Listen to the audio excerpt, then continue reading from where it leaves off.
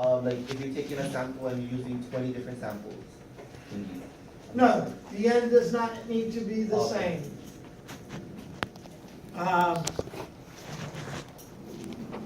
But there's two basic things that you have to remember.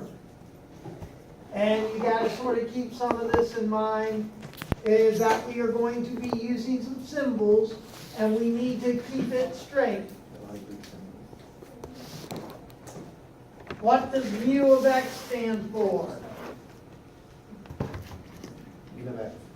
The mean of the x in the population.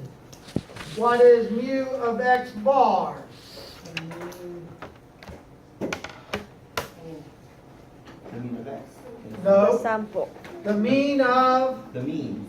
the mean of the means of the samples. X bar is the mean of the samples, right?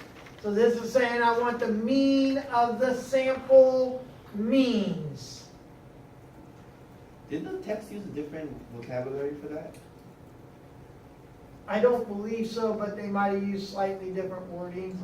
But it's just the mean of the sample means. And they might have said mean of the means. Okay?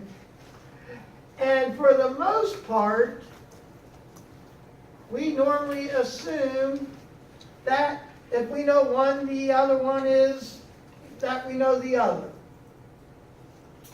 The other two symbols that we have to keep in mind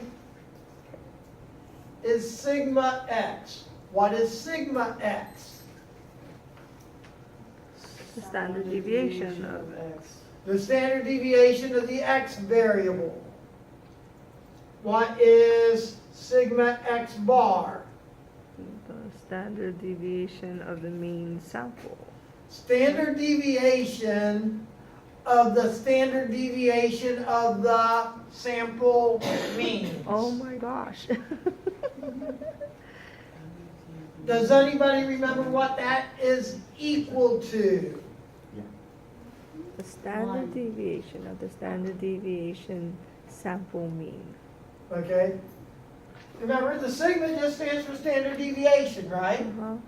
So, and this is what we're taking the standard deviation of. So, the standard deviation of the sample means. Oh, okay. So the standard And we deviation of the normally, and sample. a lot of times we refer to that as standard error. Standard error of the mean. And basically, that is approximately equal to the standard deviation of the population divided by the square root of n, where n is what? The count. Of what? Whatever we're talking about. What- Okay. N is the Sample size. or another way of saying that is n is the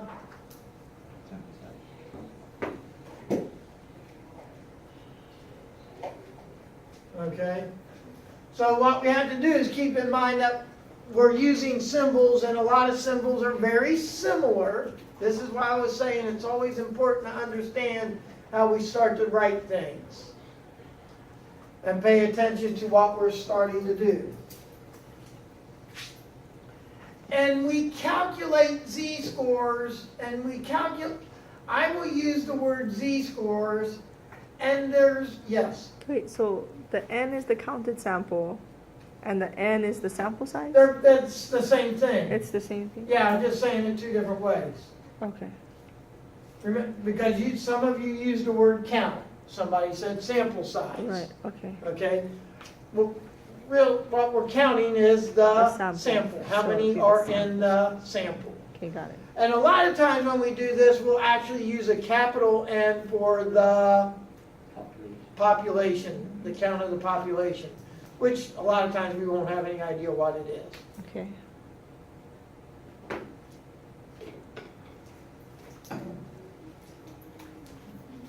So we just have to keep those in mind. So this is just, the N is, I can either say the count of the sample or the sample size. And we gotta keep those notations straight. And like I said, how do we calculate Z's? The z-score? Yeah, The variable minus the mean? A plus B divided by 2. no. The variable by the minus the mean. Okay, it is normally some number minus a The mean mean, Divided by the standard by the standard deviation, right? okay? Now, when we're dealing with a lot of these, we're gonna have to pay close attention to what number we're using here and what number we're using here. Because a lot of times what we're gonna be using down here is the mean of the sample. Because what we're going to start doing is we're gonna be looking at samples and say, how do we think this sample relates to the population? So this often, so we're going to have to look at that and think about where these two different numbers come from. Because sometimes it's going to be written like this, which means that this will be the standard deviation of X bar. Huh? That's all. I mean, not that. So all, but it's not gonna be the OX over the What do you mean OX? I have no idea what sigma OX is. sigma and the sigma with the X variable, because I'm looking at the formula, it says like with that whole square root of n. So that's not the formula? What is this equal to? Is that the same? What did we just say that was equal to? standard deviation. Oh. of the X. Over. Oh, right. Yeah. Okay, now I see it. Okay. Yes, that's this just an easier way to write This it. textbook writes it, Okay. they often write it like this. Yeah. Yeah, I see that. And I'm lazy, that takes too much to write when I can write this. So yes, you gotta be a little bit careful in what you're looking at when I do that, because sometimes I'll go ahead and write this, and other times I'm gonna write this. Okay. But see, what I want you to realize is, it's going, see, if I'm taking a z-score here, I'm talking about a sample. So the standard deviation that I have to use is the standard deviation of that sample. Which, as Abby just pointed out, the book often writes this way.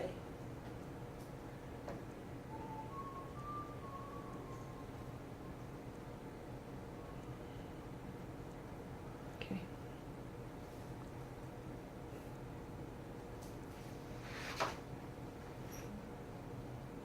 But they're both of those say the same thing. Because remember, this is equal to Mm-hmm. this. So whether I write this or write this, it doesn't matter. See, this is why it's kind of important to understand those equality things. So now what we're going to do, and I had not done much of this before. I don't think I did it at all. So we did a question like this. It says uni.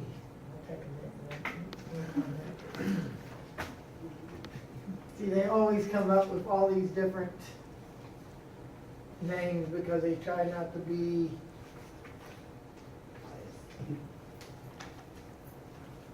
using Mike and Dave and John all the time. They want to use names from other ethnic groups. I have no idea what ethnic group uni would be from. Is a personnel manager in a large corporation. Each month she must review 16 employees. What does that 16 employees represent? A sample of all the employees. She probably has many more employees working for her. Now, this is kind of somewhat a little bit. It says, from past experience, she has found that reviews take her approximately 4 hours each. What does that 4 hours represent?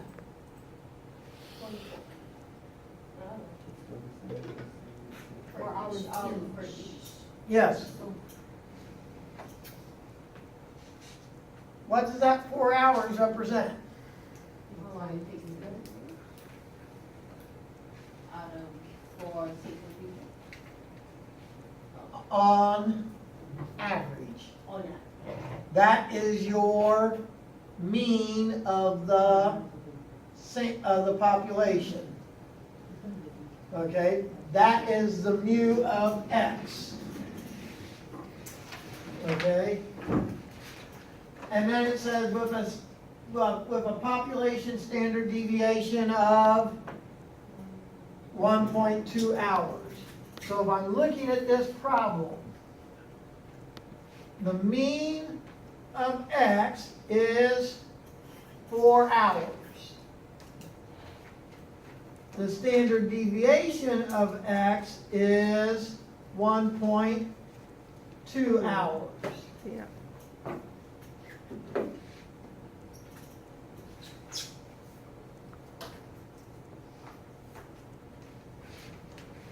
It says, let x be the random variable representing the time it takes her to complete one review. Assume x is normally distributed. Could have said uniformly distributed, right? Could have been any type of distribution. So what do we know when it says normally distributed? 68% is in the first and first. Yeah, so Standard deviation. 68% would be between plus and minus The standard one deviation. standard deviation. So I could sit there and say 68% of the reviews are between 2.8 hours, is that right? And 5.2 hours. Right, because of the 1.2. Right. Because it's just 4 plus or minus one standard deviation. Right. Does that make sense? Okay. So that's what it's sort of looking at. Now, this asks us to find the 95th percentile. So what does that mean? I want to know what time represents the 95th percentile. What does it mean to be the 95th percentile? The second standard deviation, the plus or minus. Close. If I'm looking at data and I want to know if I'm in the 95th percentile, that means I want to know 95% is on one side and 5% is on the other side. other side. So if I'm looking at that, the picture that represents that is this picture right here, because I want 95% of my reviews to one side, and I want 5% of my reviews to the other side. Now this gets to be the tricky part. Where do we find probabilities? And 1, Where do we find probabilities? 0 to 1. Oh, In the Z table. Now what I want to do is I want to find the score. I want to find the number that goes here where 95% of the data is to the left and 5% of the data is to the right. Does that make sense? Now, we got to learn how to use this table backwards. Normally, we had been taking a z-score and going to the table to look up a probability, right? So that means we went down the side and across the top, and we found what the probability was listed in the table. You need to have your z-table out. That's at home, so I had it here. Okay. So what we're going to do is we're going to go down here in the body of the table. And we want to find 95%. So that means I'm going to look at the body of the table until I find something close to 0.5. So let me see, I think I've got my table up on the computer. Whoops. So there's my table. So the So if I'm negative. looking at that, I'm going to scroll down. And if I want to be 95%, that means I'm going to be on the top half of the table, right? Because I want to be above 50%. So if I scroll down through here, I find that I have what? 0.9505 right here at what? 1.65. Now this one, so if I look at this, and this is one of the ones where sometimes I kind of use this table a little bit. So I know at 9505, I get, what was that, 1.65. And right next to 0.95, right below that, I got 0.9495, which is 1.64. And what I want is 0.9500. I don't have the exact number I want in the table. Now this one's kind of nice, because if I look, 9505 is just 0.0005 above where I want to be, and 0.9495 is 0.0005 from where I want to be. So sort of if I look at that, this number is smack dab in the middle. So what number should go here? 1.645.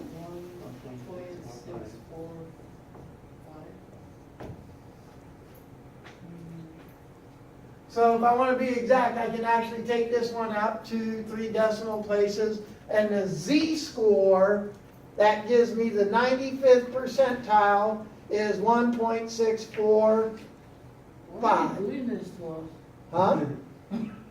So what did you do? What did you do? I found the 95% in the table, Right, okay. and then I want to find the z-score that goes with it. Uh-huh. However, do I have 0.9500 in my table? No, so you went one above, one below, but then you added them and divided it by Well, two? no, I sort of went right smack, I wanted 0.9505 and 0.9495. The number that I want, 0.95, is right there smack dab in the middle. So what's smack dab in the middle of 1.64 and 1.65? 1.645.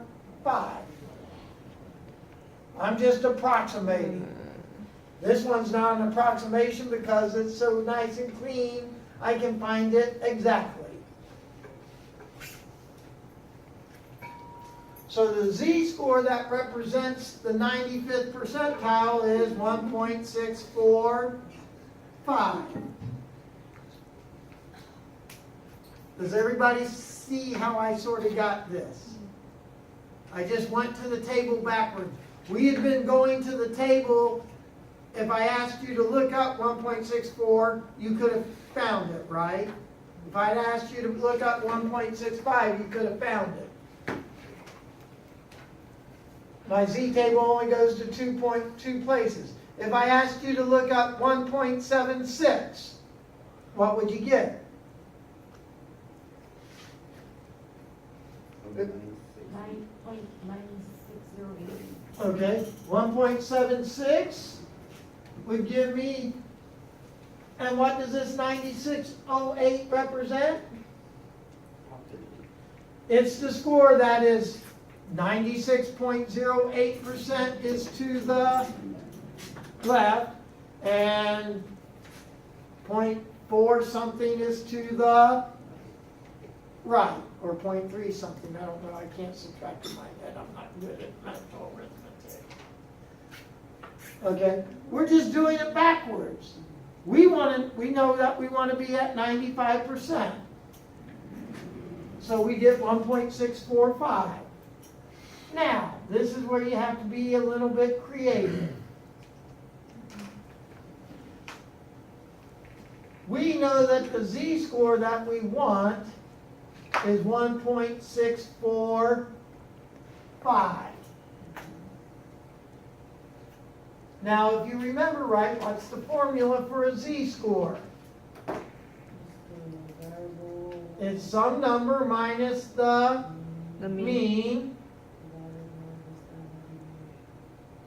divided by some sort of standard deviation. Now, we were talking in this problem about finding the sample time that would be 95th percentile. So in this particular case, we want the mean that we're going to be using is the mean of the samples.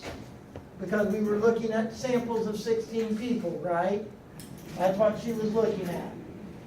Which means that we want the standard deviation of the samples, or the means. The means of the standard deviation of the sample means. See, that's what X bar is the sample means. So we're finding the standard deviation. And a lot of times people will refer to that as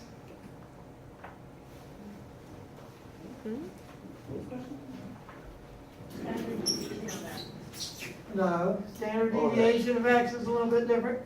I said standard error. A lot of times we refer to this as the standard error. It's a special standard deviation.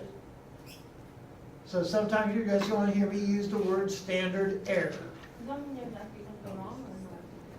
Well, what that is this is the willingness of what I'm willing to make a mistake at.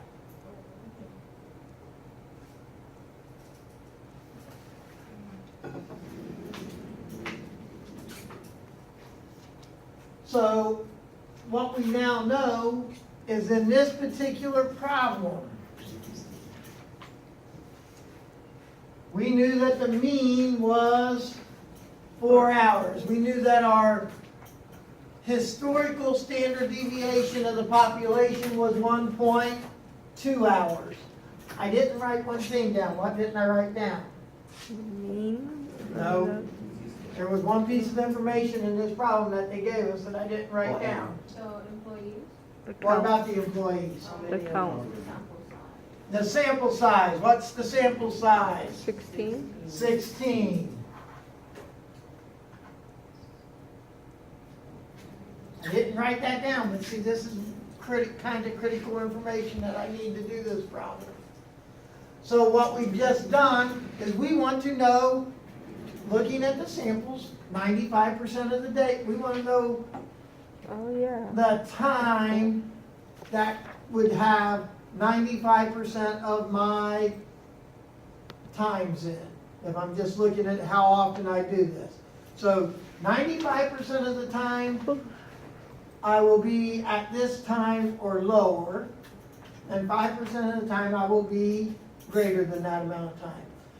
50% of the time I will be below what? Below 68%. Oh, wait, no, below 4. Below 4 hours. 4 hours. 50% of the time I'm below 4 hours, 50% of the time I'm Above it. above 4 hours. Okay? So now I want to know what amount of time I will be below that 95% of the time, and 5% of the time I will be above that. So what I'm going to do is I'm going to use the Z table in reverse. I look up that 95%, and I find out that the Z score that represents 95% is 1.645. 1.645. So I can replace this with 1.645. What can I replace this with? 4 hours. 4. because we said the mu of x is the same as the mu of x bar. So I can replace this with 4. What can I replace this with? No, No, we cannot. 1.2 divided by 16. close. 1.2 divided by the square root of 16. So that's all it is? It's just the standard deviation with the counts, the square root of the count? Yeah, But why then does it have the the sigma and the x? because the sigma, because this is the relationship Yeah. that people have discovered in the past that, where did I write it at? You would think they would just put the sigma and the count. Because people have discovered that the standard deviation of the sample means is equal to the standard deviation of the population divided by the square root of the sample size. Oh, the population. So we're working with sample data and trying to make inferences about the whole data. So this is where we gotta sort of be able to think when we're dealing with what the sample or the population, what we're dealing with. So we know that the sample of the mean of the sample means is equal to the mean of the x. The standard deviation of the sample means is equal to the standard deviation of the population divided by the square root of the sample size. Okay, so the sigma with the x, with the mean sample kind of thing. This is the standard deviation of the Right, population. Of the population, that's the standard deviation of the sample population? This is the standard deviation of the sample means. Sample. Remember we did this, we each got a sample the other day, Right, and we each got a mean, and we each got a standard deviation. If there's an approximation, if I do this often enough that comes up and we get those, there's a relationship between them. okay, It's not a perfect relationship, but close enough that we use it. okay.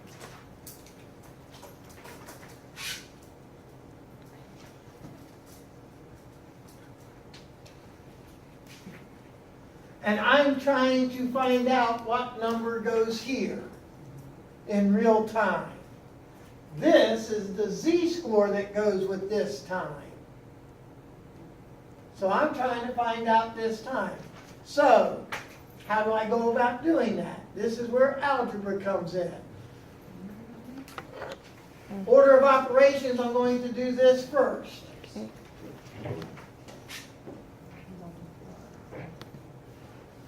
So 1.2 divided by what? 4 gives me 0.3. So I've got some missing number minus 4.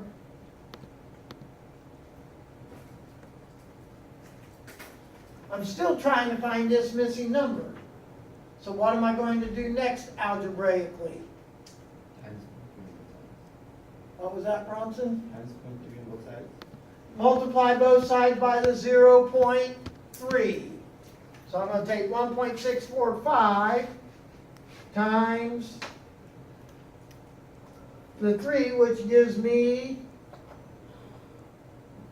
0.4935 is equal to my missing number minus 4. And now how do I get to that missing number? Add 4 both sides. Add 4 to both sides. I want to move this, instead of subtracting 4 here, I'm just going to add it to this side, which means I get 4.4935 is equal to my missing time. What does this missing time represent?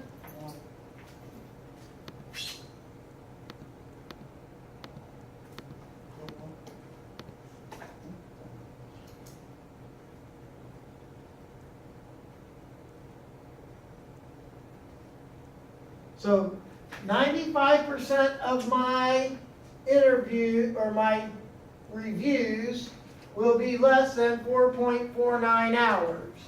And because remember we were finding the time for the 95th percentile. So what this tells me is that 95% of the reviews are less than 4.4935 hours. And if 95% are less than, what else does that tell me? Then 5% is greater.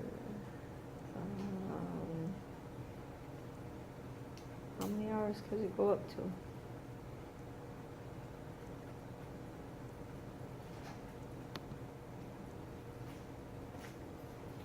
I found the time that goes with the 95th percentile.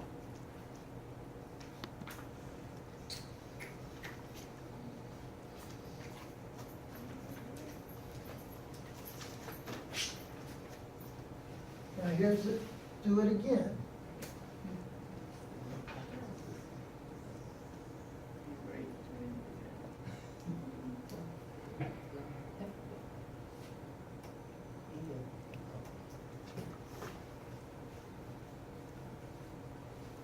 Do it again for the 80th percentile. Okay.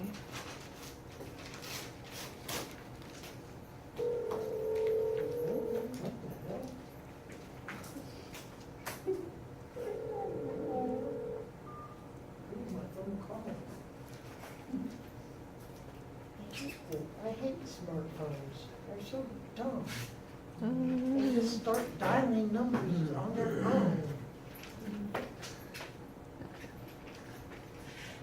Okay, so we want the 80th percentile.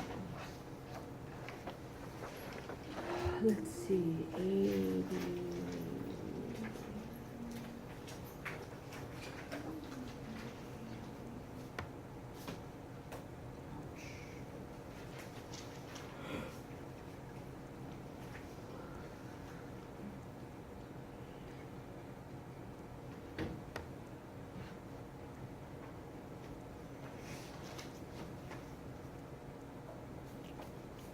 You just want us to find the Z-score?